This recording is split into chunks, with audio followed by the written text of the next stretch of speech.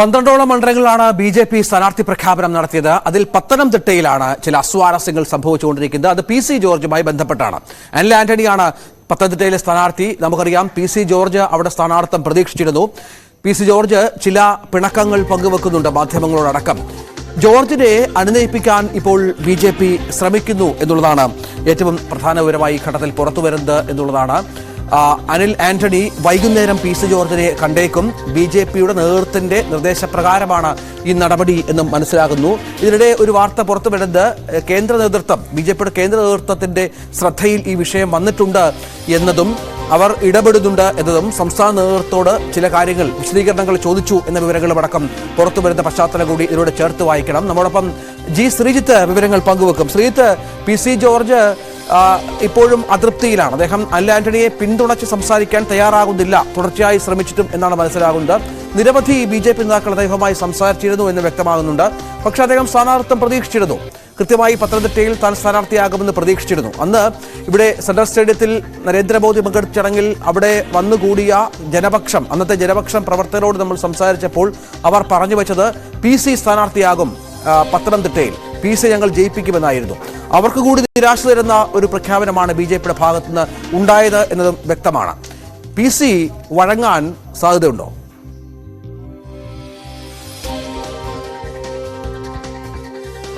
എല്ലാത്തരം മെയ്വഴക്കങ്ങളുമുള്ള ആളാണ് PC. George. അതുകൊണ്ട് തന്നെ വൈകുന്നേരം വരെ കാത്തിരിക്കുക എന്നുള്ളത് മാത്രമാണ് നമുക്ക് ഇക്കാര്യത്തിൽ പറയാനുള്ളത്. എന്തായാലും ബി.ജെ.പിയോടൊപ്പം ചേർന്ന് പോകുക എന്ന നിലപാട് തന്നെ പി.സി. ജോർജിനുണ്ട്. അതുകൊണ്ട് തന്നെ ഇനി വഴങ്ങാതെ മറ്റൊരു വഴിയുമില്ല. പ്രത്യേകിച്ച് കേന്ദ്ര നേതൃത്വം എടുത്ത തീരുമാനമാണ് അനിൽ ആന്റണിയെ പത്തനംതിട്ടയിൽ മത്സരിപ്പിക്കുക എന്നുള്ളത്. ആ കേന്ദ്ര നേതൃത്വത്തെ ചോദ്യം ചെയ്തുകൊണ്ട് പി.സി. ജോർജിന് ഈ പാർട്ടിയിൽ തുടരാനാകില്ല എന്നുള്ളത് വ്യക്തമാണ്. അതുകൊണ്ട് തന്നെ ഇപ്പോൾ ഉണ്ടാകുന്ന പെട്ടെന്നുണ്ടാകുന്ന രോഷപ്രകടനങ്ങളൊക്കെ അതിജീവിച്ചുകൊണ്ട് പി.സി. ജോർജിന് പെരുമാറേണ്ടി വരും.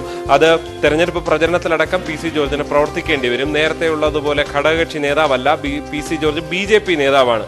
ആ നിലയിൽ പ്രവർത്തിച്ചില്ല എങ്കിൽ അത് നാളെ പി.സി. ജോർജിന് ആ പാർട്ടിയിലുള്ള സ്ഥാനം തന്നെ ചോദ്യം ചെയ്യപ്പെടുന്ന നിലയിലേക്ക് കാര്യങ്ങൾ പോകും.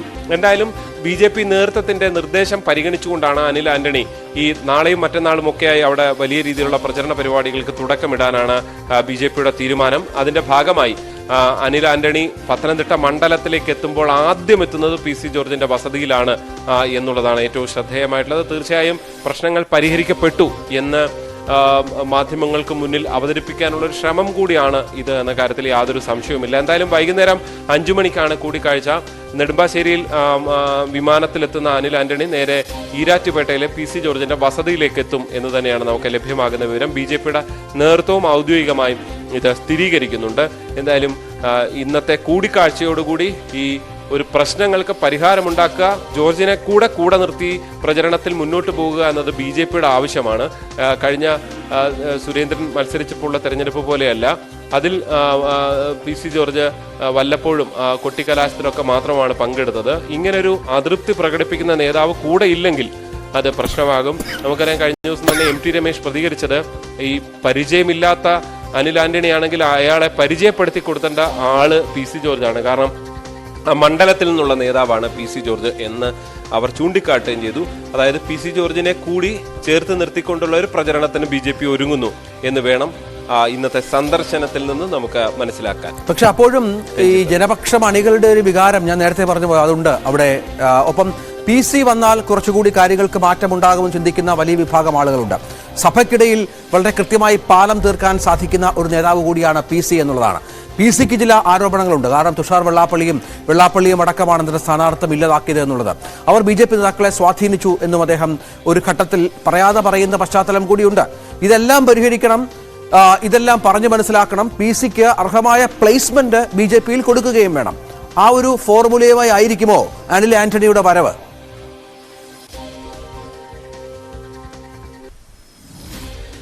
അനിൽ ആന്റണി അത്തരം ചർച്ചകൾക്ക് നേതൃത്വം നൽകുമോ എന്ന് അറിയില്ല. കാരണം അനിൽ ആന്റണിയെ വിശ്വസിക്കാൻ, അല്ലെങ്കിൽ അനിൽ ആന്റണി പറയുന്നത് അനിൽ ആന്റണി ഒരു വലിയ നേതാവായി പോലും കാണാൻ പി.സി. ജോർജ് തയ്യാറാകുന്നില്ല. അതുകൊണ്ട് തന്നെ ബി.ജെ.പിയുടെ സെൻട്രൽ ലീഡർഷിപ്പിന്റെ ഒരു സന്ദേശം അത് അനിൽ ആന്റണി വഴി മുന്നോട്ട് പോകുമോ എന്നത് വ്യക്തമല്ല. എന്തായാലും കെ സുരേന്ദ്രൻ കഴിഞ്ഞ ദിവസം തന്നെ പറഞ്ഞിരുന്നതാണ് പി.സി. ജോർജിന് അർഹമായ സ്ഥാനം പാർട്ടിയിൽ ഉണ്ടാകും എന്ന് തന്നെ പറഞ്ഞിരുന്നതാണ്. അത്തരത്തിലാണ് പറയുന്നത്. എന്തായാലും പി.സി. ജോർജും ബി BJP നേതൃത്വവും ഒരേപോലെ പറയുന്നത് പ്രത്യേകിച്ച് യാതൊരു ഡിമാൻഡും ഇല്ലാതെയാണ് BJP പ്രവേശനം, PC ജോർജിന്റെ BJP പ്രവേശനം എന്നാണ് അവർ ചൂണ്ടിക്കാട്ടുന്നത്. രണ്ടു കൂട്ടർ, അതിൽ PC ജോർജും മറിച്ചൊരു അഭിപ്രായം പറയുന്നില്ല. അതുകൊണ്ട് തന്നെ പക്ഷേ PC ജോർജിനെ അവിടെ സ്ഥാനാർത്ഥിയായി പ്രതീക്ഷിച്ചത് കേവലം ജനപക്ഷം പ്രവർത്തകർ മാത്രമല്ല, ജനപക്ഷത്തിന് അത്ര വലിയൊരു സ്വാധീനം പത്തനംതിട്ട ലോക്സഭാ മണ്ഡലത്തിൽ കാര്യമായി ഇല്ല എന്ന് പറയേണ്ടി വരും. പൂഞ്ഞാർ അല്ലെങ്കിൽ അത്തരം പരിസര പ്രദേശങ്ങളിൽ ജനപക്ഷത്തിന് പലയിടത്ത് പഞ്ചായത്തുകളിലും മറ്റ് സംവിധാനങ്ങളുണ്ട്. പക്ഷെ BJP പ്രവർത്തകർക്ക് തന്നെ PC ജോർജ് വന്നേക്കും എന്നുള്ള ഒരു സൂചന. ഷോൺ ജോർജ് ടെലിഫോൺ ലൈനിലുണ്ട്.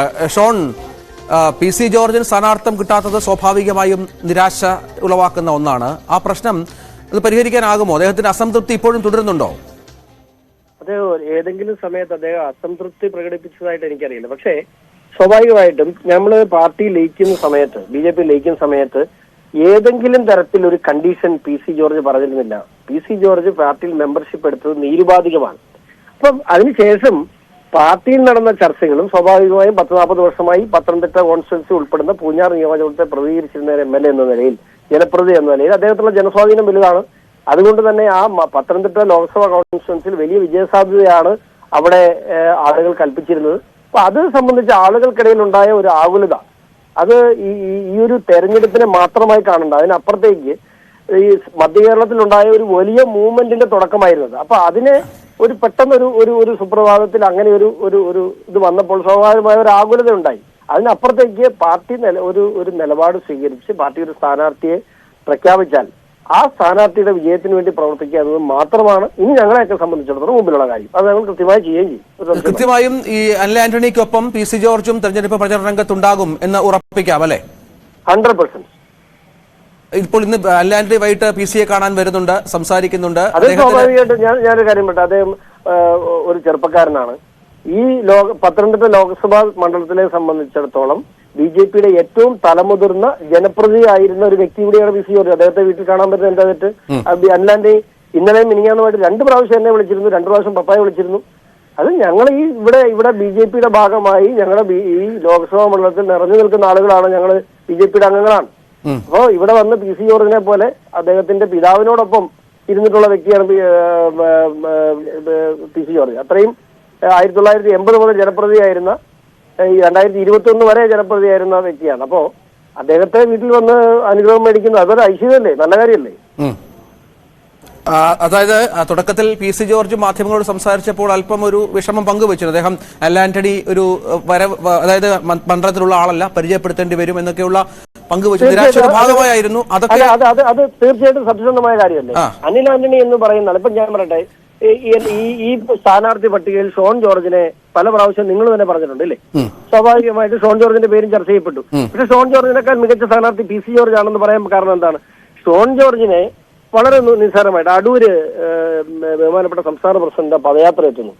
ഷോൺ ജോർജ് അവിടെ എത്തി. എന്നെ ഒരു 1000 പേര് അവിടെ ഒരു 10-30,000 പേര് പങ്കെടുത്ത ഒരു പരിപാടിയാണ്. എന്നെ ഒരു 1000 പേര് തിരിച്ചറിഞ്ഞു. നേരെ മറിച്ച് PC ജോർജ് വന്നിറങ്ങിയപ്പോൾ 30,000 പേര് PC ജോർജിനെ തിരിച്ചറിഞ്ഞു. കാരണം അദ്ദേഹത്തെ കേരള സംസ്ഥാനത്ത് ആർക്കും പരിചയപ്പെടുത്തേണ്ടാത്ത ഒരു വ്യക്തിയാണ്. അതുപോലെ ഇപ്പൊ ഷോൺ ജോർജിനെ ആണെങ്കിൽ പോലും PC ജോർജിന്റെ സ്ഥാനത്ത് ഇപ്പൊ അനിൽ ആന്റണി അല്ല, ഷോൺ ജോർജാണ്. ഒരു 50% ആളുകളെ ഷോൺ ജോർജിനെ പരിചയപ്പെടുത്തേണ്ടിയിരിക്കണം. ഞാൻ കോട്ടയത്താണ് എന്റെ രാഷ്ട്രീയപരമായി ഞാൻ കൂടുതൽ ഇടപെടുകയും കാര്യങ്ങളൊക്കെ ചെയ്യുന്ന കോട്ടയത്താണ്. പത്തനംതിട്ട എന്ന് പറയുന്നത് മറ്റൊരു ജില്ലയാണ്, മറ്റൊരു മേഖലയാണ്. അപ്പൊ അവിടെ PC ജോർജിനെ പോലെ ഒരു കാൻഡിഡേറ്റിനെ ആരുടെ മുമ്പിലും പരിചയപ്പെടുത്തേണ്ടാത്ത ഒരു കാൻഡിഡേറ്റിനെ അവതരിപ്പിക്കാൻ ആർക്കും പറ്റില്ല. ഒരുപക്ഷെ ആന്റോ ആന്റണി അവിടെ 15 കൊല്ലം MP ആയിരിക്കുന്ന ആന്റോ ആന്റണിയേക്കാൾ LDF ആലപ്പുഴയിൽ നിന്നും ഇവിടെ വന്ന് മത്സരിക്കുന്ന തോമസ് ഐസക്കിനേക്കാൾ മണ്ഡലത്തിൽ സ്വീകാര്യനും പരിചിതനുമാണ് PC ജോർജ് എന്നുകൊണ്ടാണല്ലോ ഈ പേര് ചർച്ച ചെയ്യപ്പെട്ടത്. ഇപ്പൊ ഈ ചർച്ച നടക്കുന്നത് എന്തുകൊണ്ടാണ്? PC ജോർജ് ജനങ്ങൾക്കിടയിൽ അത്രയും സ്വീകാര്യനായ, അത്രയും പരിചയപ്പെടുത്തേണ്ടാത്തൊരു വ്യക്തി ആയതുകൊണ്ടല്ല ഇപ്പൊ ഈ ചർച്ച നമ്മൾ നടത്തുന്നത്. അതെ, അത്രേ ഉള്ളൂ. ശരി ഷോൺ. അഡ്വക്കേറ്റ് BA സൂരജ്, BJPയുടെ ജില്ലാ പ്രസിഡന്റ്, പത്തനംതിട്ട ജില്ലാ പ്രസിഡന്റ് കൂടി ടെലിഫോൺ ലൈനുണ്ട്. ശ്രീ സൂരജ്, ഇന്ന് അനിൽ ആന്റണി PC കാണാൻ എത്തും എന്നാണ് മനസ്സിലാകുന്നത്. PC അനുനയിപ്പിക്കാനാകുമെന്ന പ്രതീക്ഷയാണോ BJPക്കുള്ളത്? അത് PC ജോർജ് ഭാരതീയ ജനതാ പാർട്ടിയുടെ ഭാഗം തന്നെയാണല്ലോ. അത്തരത്തിലുള്ള ഒരുവിധ ആശങ്കകളുമില്ല. എല്ലാവരും ഒത്തൊരുമിച്ച് പ്രവർത്തിക്കും പാർട്ടിയുടെ വിജയത്തിനായിട്ട്, NDAയുടെ വിജയത്തിനായിട്ട്. ഇന്ന് ചില എതിർ ശബ്ദങ്ങൾ പാർട്ടിയിൽ നിന്ന് തന്നെ ഉയർന്നു. ചില ആളുകളെ പുറത്താക്കിയെന്നൊക്കെയുള്ള വാർത്തകൾ കൂടി പുറത്തു വരുന്നുണ്ട് FB പോസ്റ്റുമായൊക്കെ ബന്ധപ്പെട്ട്. അത്തരം എതിർപ്പുകൾ പത്തനംതിട്ടയിലുണ്ട്. കാര്യമായി പാർട്ടിക്കുള്ളിൽ PC സ്ഥാനാർത്ഥിയാക്കാത്തതിൽ എന്ന് മനസ്സിലാക്കാമോ? പാർട്ടി സ്ഥാനാർത്ഥിയെ പ്രഖ്യാപിച്ചതിന് ശേഷം ആ തരത്തിലുള്ള പ്രശ്നങ്ങളൊന്നുമില്ല. അത് സംബന്ധിച്ച് എല്ലാവരും ഒറ്റക്കെട്ടായിട്ട് തന്നെ മുന്നോട്ട് പോകും. PC തെരഞ്ഞെടുപ്പ് പ്രചരണങ്ങൾ സജീവമായി ഉണ്ടാകുമെന്നും പ്രതീക്ഷിക്കുന്നു അല്ലേ? അതെ അതെ അതെ. ശരി. BJPയുടെ പത്തനംതിട്ട ജില്ലാ പ്രസിഡന്റാണ് ഈ വിഷയത്തിൽ പ്രതികരിച്ചത്. ഇന്ന് അനിൽ ആന്റണി PC ജോർജിനെ കാണാൻ എത്തുന്നുണ്ട്. ഷോൺ ജോർജ് പറഞ്ഞതനുസരിച്ച് കഴിഞ്ഞ 2 ദിവസമായി അനിൽ ആന്റണി PC ജോർജിനെയും ഷോൺ ജോർജിനെയും ബന്ധപ്പെടുന്നുണ്ട്, സംസാരിക്കുന്നുണ്ട് എന്നാണ് മനസ്സിലാകുന്നത്. ഏതാണ്ട് കാര്യങ്ങൾ ഒരു ഒരു അനുരഞ്ജനത്തിന്റെ പാതയിലെത്തുന്നു എന്നും കരുതണം. പക്ഷെ PC-യുടെ എതിർപ്പ്, PC-യുടെ പിണക്കം അത് അത്ര പെട്ടെന്ന് മറക്കില്ല. പ്രവർത്തകരുടെ ഭാഗത്തും ആ തരത്തിലുള്ള ഒരു വികാരമുണ്ട്. അതും എങ്ങനെ പ്രതിഫലിക്കും തെരഞ്ഞെടുപ്പിൽ എന്നുള്ള കാര്യമൊക്കെ നമ്മൾ കാത്തിരുന്ന് കാണുകയും വേണം. ശ്രീജിത്ത് തുടരുന്നുണ്ട്. ശ്രീജിത്ത്, അതാണ് ഈ ഇപ്പോഴും ഷോണിന്റെ വാക്കുകളിൽ പോലും ഷോൺ പറയാതെ പറയുന്നുണ്ട് ആ പിണക്കം, ആ ഒരു അസംതൃപ്തി അത് തുടരും സ്വാഭാവികമായും.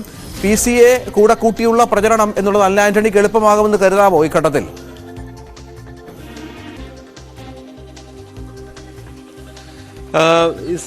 BJP സംവിധാനത്തിനുള്ളിലായതുകൊണ്ട് PC ജോർജിന് ഞാൻ നേരത്തെ പറഞ്ഞ പോലെ അതിൽ തുടരണം എങ്കിൽ അതിനൊപ്പം ചേർന്ന് പോകേണ്ടി വരും. രഞ്ജിത്ത്, ഷോണിന്റെ വാക്കുകളിൽ നിന്ന് ഞാൻ മനസ്സിലാക്കിയത് പിണക്കത്തിനൊരു പരസ്യമായ ഒരു പരിഹാരം ഉണ്ടാക്കിക്കൊണ്ട് മുന്നോട്ട് പോകാനുള്ള ശ്രമം ഉണ്ടാകുന്നു എന്നുള്ളതാണ് ഷോൺ വിശദീകരിച്ചതെന്നാണ് എനിക്ക് മനസ്സിലാകുന്നത്. അതായത് ഇന്നത്തെ കൂടിക്കാഴ്ചയോടുകൂടി ആ പിണക്കം മാറുമെന്നാണ്. ഇതുവരെ പരസ്യമായ ഷോൺ ജോർജ് ഇക്കാര്യത്തിൽ പ്രതികരിച്ചിരുന്നില്ല. ഷോണിന്റെ ഒരു പ്രതികരണം നമ്മളോട് നടത്തുമ്പോൾ ഷോണിനും അക്കാര്യത്തിൽ ചില ചർച്ചകളൊക്കെ പല ചർച്ചകളും നടന്നു എന്ന് പറയുന്നുണ്ടല്ലോ. ആ ചർച്ചകളുടെ കൂടി അടിസ്ഥാനത്തിലായിരിക്കും ഈ PC അനുനയിപ്പിക്കാനുള്ള പല ഫോർമുലകളും BJP നേതൃത്വത്തിന്റെ ഭാഗത്ത് നിന്ന് ഇതിനകം നീക്കങ്ങളും ഉണ്ടായിട്ടുണ്ട് എന്നുകൂടി മനസ്സിലാക്കേണ്ടി വരും. അതിന്റെ ഭാഗമായി തന്നെയാണ് ഇങ്ങനൊരു കൂടിക്കാഴ്ച. അങ്ങനെ ഈ പിണക്കം പരിഹരിച്ചുകൊണ്ട്, അതായത് പത്തനംതിട്ടയിലേക്ക് നേരിട്ട് സ്ഥാനാർത്ഥിയായി വന്ന് ഇറങ്ങുക എന്നുള്ളതല്ല, ആദ്യം പരിഹരിക്കേണ്ടത് PC ജോർജിന്റെ ഈ ഒരു പിണക്കമാണ്. ആ പിണക്കം പരിഹരിക്കാനാണ് അനിൽ ആന്റണി ഇന്ന് വൈകുന്നേരം എത്തുന്നത്.